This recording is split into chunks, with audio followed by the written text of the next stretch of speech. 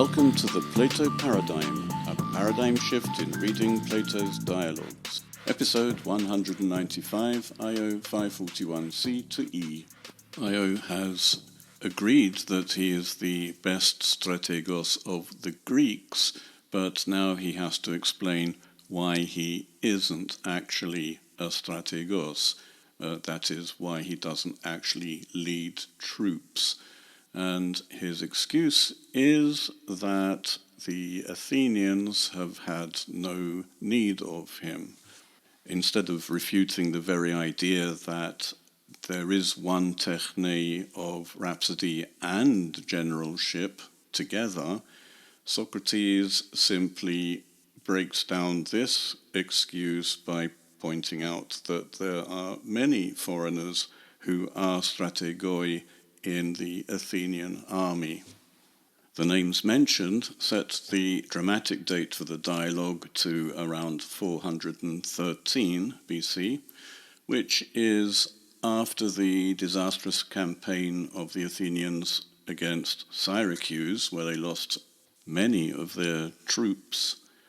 We have to remember that the dramatic date of a dialogue is not the date when it was written, but the purported date at which Socrates was talking with Io, which is also a fictional conversation. Plato, writing decades later, has the benefit of hindsight. It's a key part of most of the dialogues that Plato is consciously writing at a time when people who turned out to be bad, or when policies turned out to be bad, are presented in the dialogues as quite decent people. Their policies might seem to be reasonable, and it's part of the dialectic exercise to compare what happens in the dialogue with what happens later. Unfortunately, we don't know what happened to Io later, although we do know what happened to Socrates. At the very least, the readers of the dialogue would be aware that the Athenian Empire, which is at its height in this dialogue, is no longer, although Athens is trying to reconstruct one in the 4th century. Plato is not a stickler for historical accuracy, but there is usually some grain of truth in the context, and really the context is far less relevant than the philosophical message of the dialogue, whatever that message may be. We suspect that the characters represent aspects of a concept or idea, but I still haven't come to a conclusion regarding that. I'll now repeat what Socrates said last time because it's the beginning of the new phase in the conversation. O beltiste ion apollodoron ugignoskes ton kysikenon, poion tuton. Hon Athenaioi polakis auton strategon heirentai xenon onta. O excellent Io, do you not know Apollodorus from Cyzicus? This being what sort of person? Whom the Athenians very often have chosen as a general of their own people, although he is a xenos, a foreigner. Strictly speaking, this should be enough to refute Io's claim that the Athenians don't want him as a general, although he's the best general because he's the best rhapsode. This is an argument from plausibility or common sense. If the Athenians already do take foreigners as generals, surely they would have chosen the best general. They should have chosen Io, but they haven't. Socrates isn't content with one example, so he gives some more. Kai phanosthene ton Andrion kai Herakleden ton Kladzomenion hus hedehe polits xenus ontas, endexamenus hoti axioi logoesi, kai strategias kai estas allas archas age.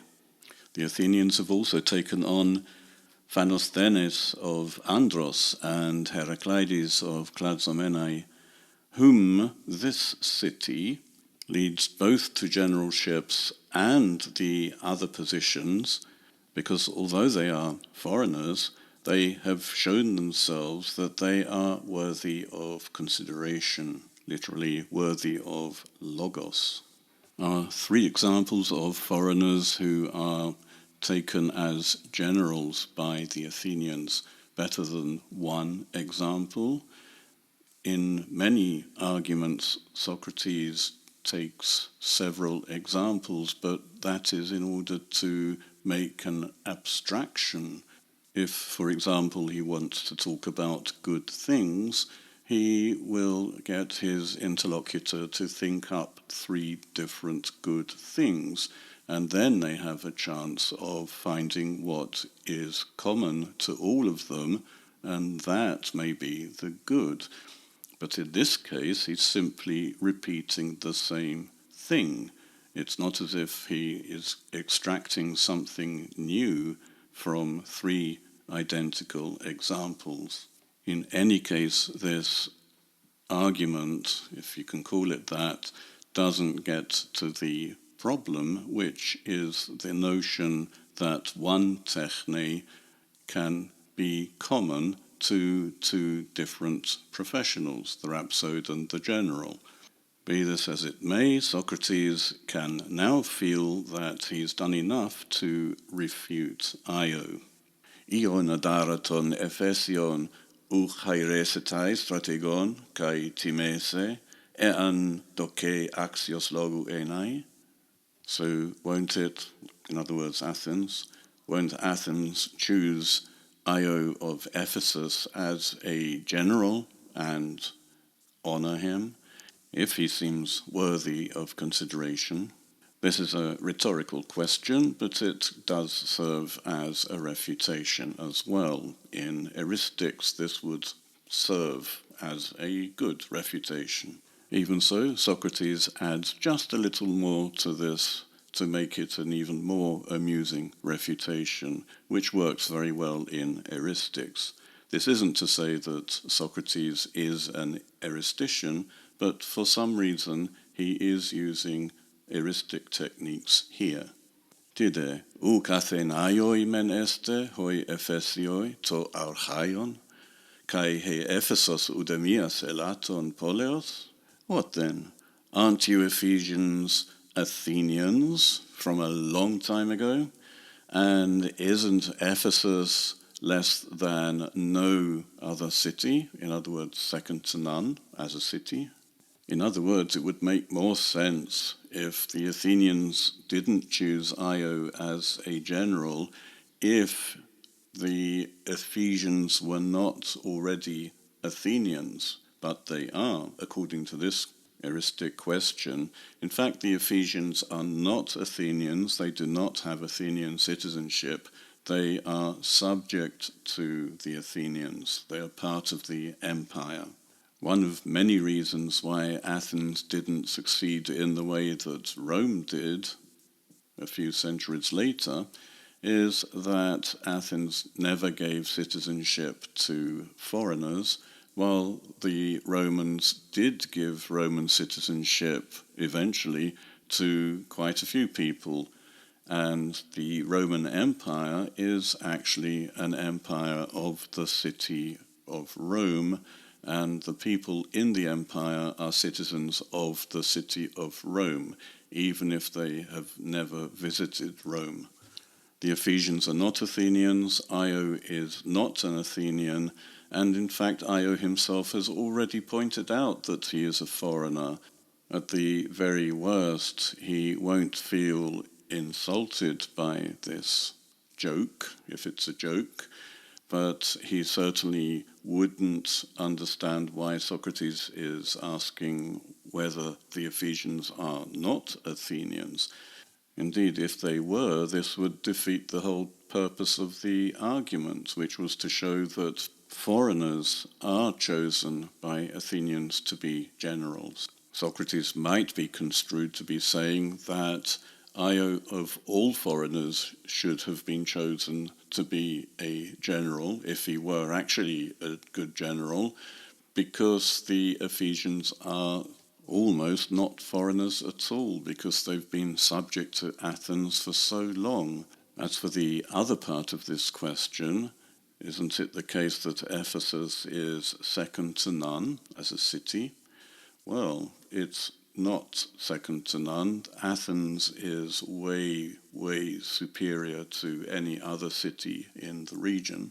And even in Asia Minor, Ephesus has some stiff competition from other cities such as Halicarnassus and the Persian city of Sardis.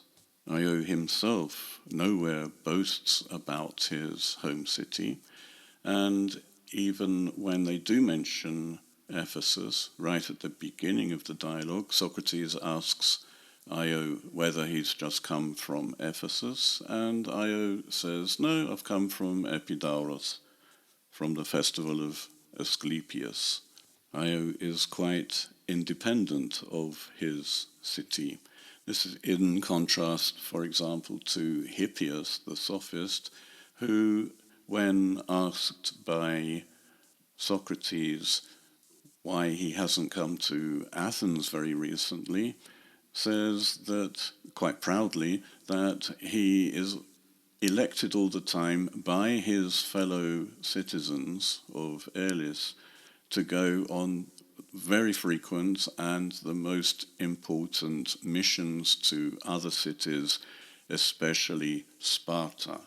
Io, on the other hand, is an independent rhapsode, and in fact he is considered by Socrates to be representing Athens in competitions. So to all intents and purposes, so far as Rhapsody is concerned, Io is an Athenian. He doesn't have Athenian citizenship, but he can represent Athens, apparently, since Ephesus is a subject city in the Athenian Empire. So I can see why Socrates might say that Io is, to all intents and purposes, an Athenian, and for that reason really should be elected to be a general, if indeed he is a good general. But why he says that Ephesus itself is a city second to none, I still don't understand. It doesn't contribute anything to any part of this argument.